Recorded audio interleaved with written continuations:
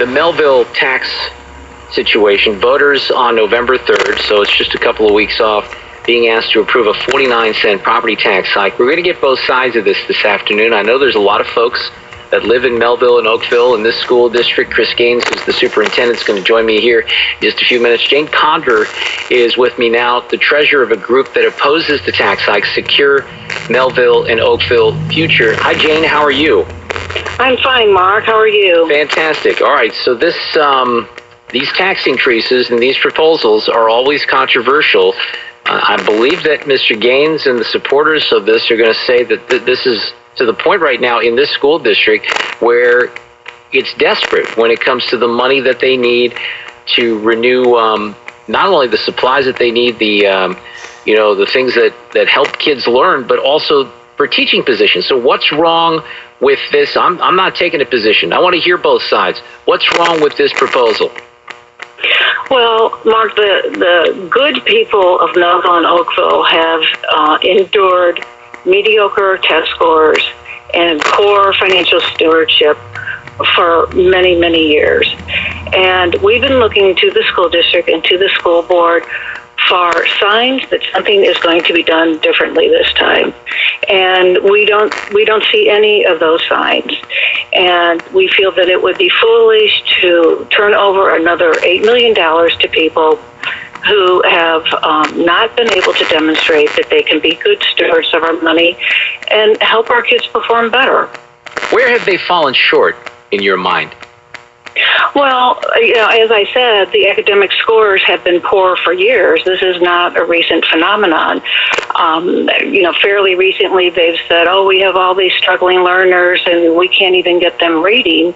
And our question to them is, well, where have you been for all these years? And why have these children gone this long without getting any help?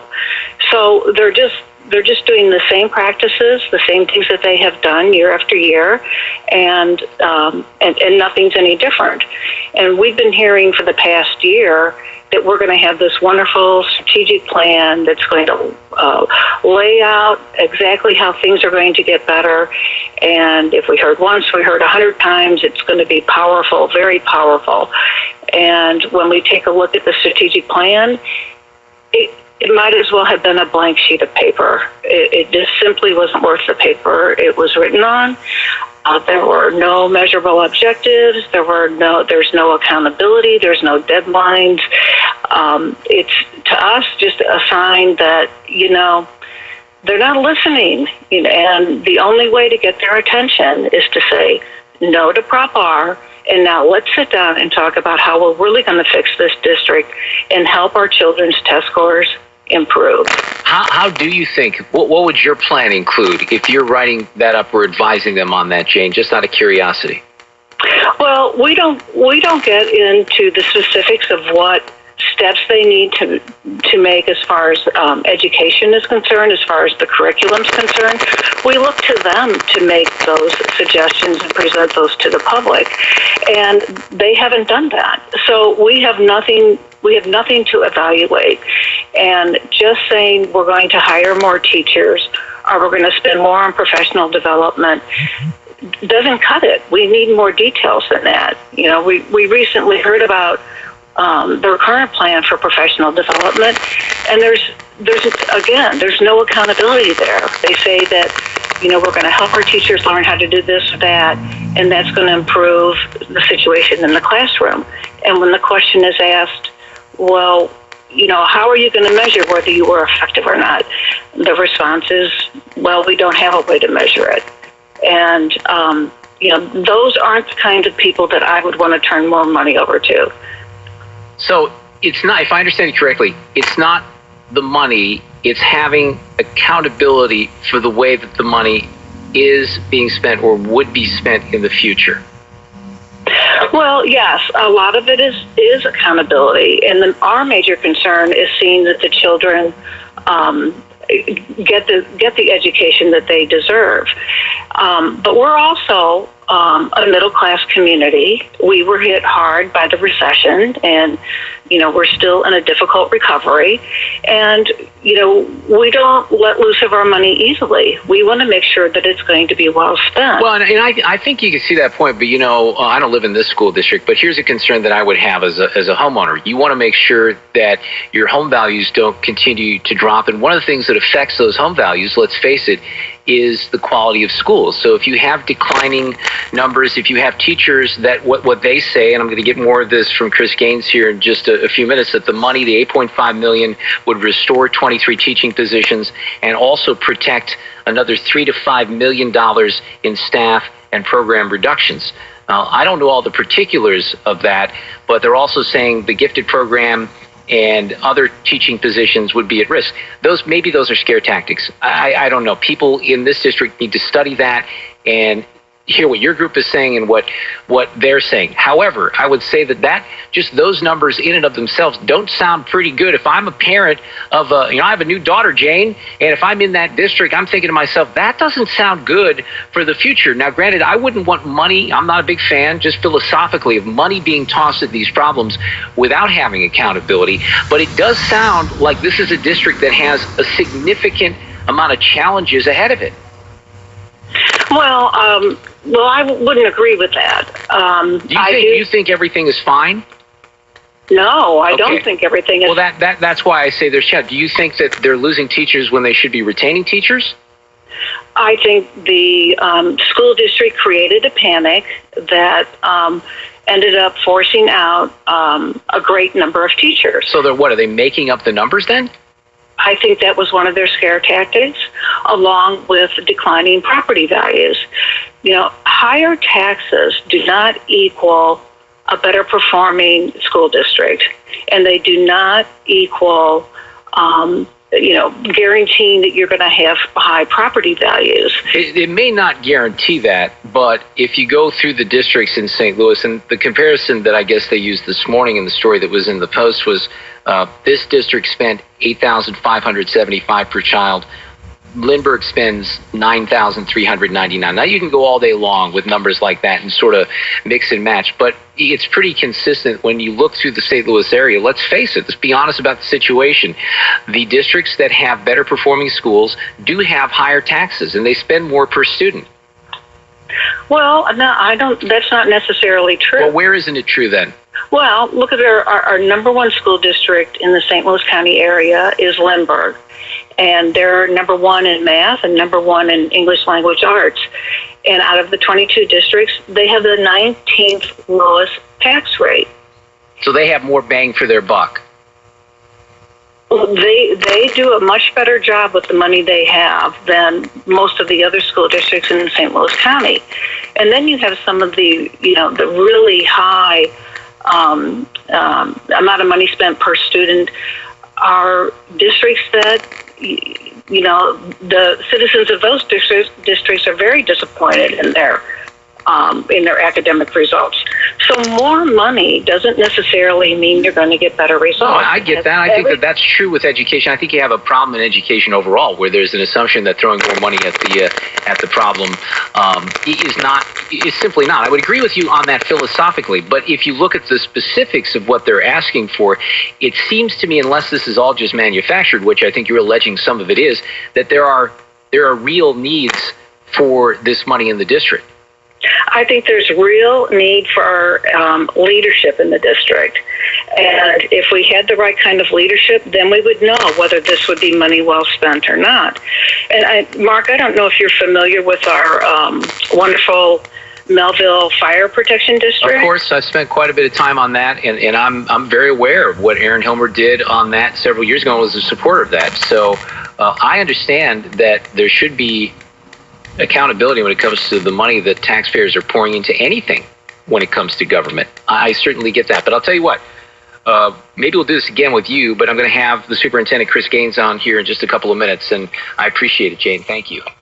All right, thank you. All right, we're back in a moment. We'll have the other side. Join KMOX and the Mighty Mock Street Team at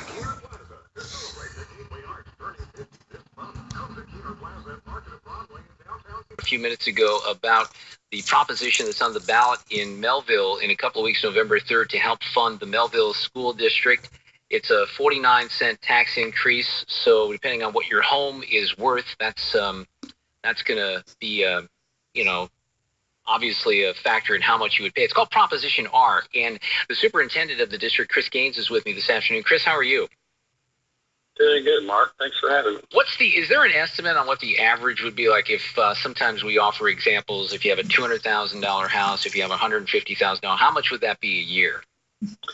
So on a $150,000 house, which is, kind of median in Mehlville, we're looking at about 38 cents a day, about $11.50 a month, give or take. Okay, so depending on how much your house is worth, 150, a couple $100, $300 a year, it just depends, right?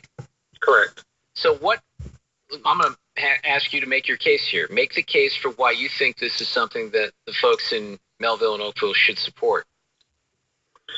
Well, going back to September 8th, when I did the State of the District address and spoke for about a half hour and kind of laid out what the conditions have been in the district and laid out where we were, looked at enrollment trends, looked at our revenue. Our revenue's really been stagnant. Our finance committee, according to them, an average annual growth of about 0.3% going back to around 08, 09. And if you look at our... Oops, I think we lost you. Hang on here. Sorry. Yeah, we have a cell connection that's not too good, Chris, so I lost you there just a little. See if it's any better. Well, sorry about that. Let's go ahead and continue. I think we got you now. All right. So, if our revenue had been growing as Social Security cost of living adjustments had, we'd had an additional $51 million in revenue. We've obviously seen challenges with the state.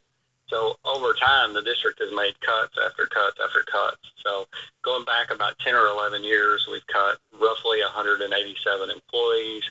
We've cut classroom supply budgets. We've cut textbooks. We've delayed facility repairs, just cuts and cuts, increased fees. We've zeroed out the library budgets. And we're kind of at a point where there's no more to cut, really. What's the, and just to clarify here, so what's holding back those revenues? Is it because of property values? Well, we've lost about $226 million in property values from our high point. So that's part of it. It's really stagnant revenue, while expenses have just been really organic. Like everybody, we saw a high spike in diesel prices that we had to deal with right at the time when transportation funding was getting cut. So it's just really an ongoing march where we've kind of crossed that threshold of our revenues can't support a base level of expenditures. The fat in the district was cut a long time ago, and we've been into the muscle. And if we have to make any more cuts, we're really looking at getting into some vital organs. Well, the opponents seem to think, and based on my conversation with Jane, and I've had some emails from people too, that you have a district that has underperformed for years, that the scores aren't very good, and that there is no evidence, in fact, or a plan from you or from the board that additional money would actually be a return on investment where students would actually be better performing. So how do you, I know it's tough because the numbers get tossed around. People who live in the district are worried about their kids' futures. They're worried about their property values. Even if you don't have kids, this becomes a factor, right? So how do you make that case when you're going back and forth in a situation like this with opponents and with some taxpayers that say, look, we don't think giving you more money would actually solve the problem because there's not been any proof of that in the past? So a study just out earlier this fall from the Brookings Institute kind of came around to it's not only whether new money will make a difference, because it does. It's the key is in how you spend those funds. So if you look at what our plan is in terms of 16 positions to assist our most struggling students, for us, that'll be reading interventionists and teachers to help with our kids learning English, and our investment in professional development. those are right in line with best practices that you will see in rapidly improving districts. So we're looking at doing what good districts are doing in terms of moving the needle on student achievement. That's what we want to do. Our student achievement has been going down a little bit. It's not by any means at low levels. APRs will be out this Friday. We'll look good on that APR. But the levels are not where they should be or could be, given our student body. And we've got great kids. Well, I have, you tell me if any of this is right and whether it's relevant. So I have some figures that say that in 2000, I think there was a tax proposal back then in 2000 that passed, Proposition P. Is that your information? Was that the last time that it was passed? So Proposition P was a facility issue that passed in 2000. That was like a bricks and mortar thing, right? Correct. Yeah, okay. All right, so you got a $78 million budget in 2000 with 12,000 students, $107 million budget in 2014 with fewer students, about 1,200 fewer students. So that's a $29 million difference. So the budget increases over 14 years about 2.7% per year. Is that, so you're just not able to keep up with those numbers? Are those numbers accurate, I guess, first of all? Well, the size of our budget numbers are accurate, and that's available through DESE and, the department there in terms of what we've been spending and what our per pupil expenses are.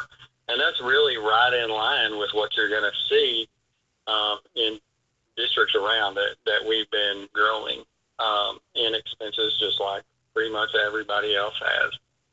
Expenses go up year after year, because one of the things that sometimes folks don't wrap their head around is that we not only educate 10,500 kids roughly every day, but we also operate the largest restaurant in South County. We're going to serve about 1 million meals this school year. That takes a substantial effort. That takes resources. We're going to transport a ton of kids every day, about 8,000 kids a day. We drive about 3,700 miles a day. So we've got just that business operation side of the district that takes up a lot of resources, as does just the teaching and learning portion, which is our primary mission. One of the allegations that the opponents say to me is that in April of last year, the board approved $1.2 million in raises for teachers and for staff, even though the budget was in deficit, and that caused the deficit to get even worse. And instead of delaying the increases and going to the public for relief at that point, the board chose to spend money that it did not have. Would you have a response to that? Well, if you're talking about this past April of 2015, our teachers are on a salary freeze, so there were no raises given. I think they said April 2014, so that would have been last year. Oh. Well, there were raises given at that time, but as you know, I've been here since July. Right. So yeah, you're relatively new to this. I can only deal with the reality I have moving forward. So as far as, I think that some people who are opposed to this feel like a lot of this is scare tactics, and that you're just trying to get people to look at the worst case scenario when trying to sell a tax proposal like that. But if you truly believe what you're saying and what the proponents would say, you guys appear to be in pretty dire straits. So if it doesn't pass, what are your options then? I think we lost him again. Chris, you there? Yeah, I got you. Sorry, okay. I lost you. Yeah, I don't know if did you hear the question? Sorry, I apologize. The question was basically, I mean, if you buy into the case that you guys are making and the proponents of the proposal, it's pretty dire. So if this doesn't pass, then did cuts just start right away? No. So what we'll do if Prop R is not successful on November 3rd, we've got a process lined out that we'll follow and get community in terms of what cuts to make. That we would put our first recommendation. So there'd be a process. Early March. Okay. We absolutely. Yeah, you know what? I'm gonna let you go. I think we got most of it in there. But Chris, if you can still hear me, you're sort of tailing off there with the cell signal. So I think we got most of it in.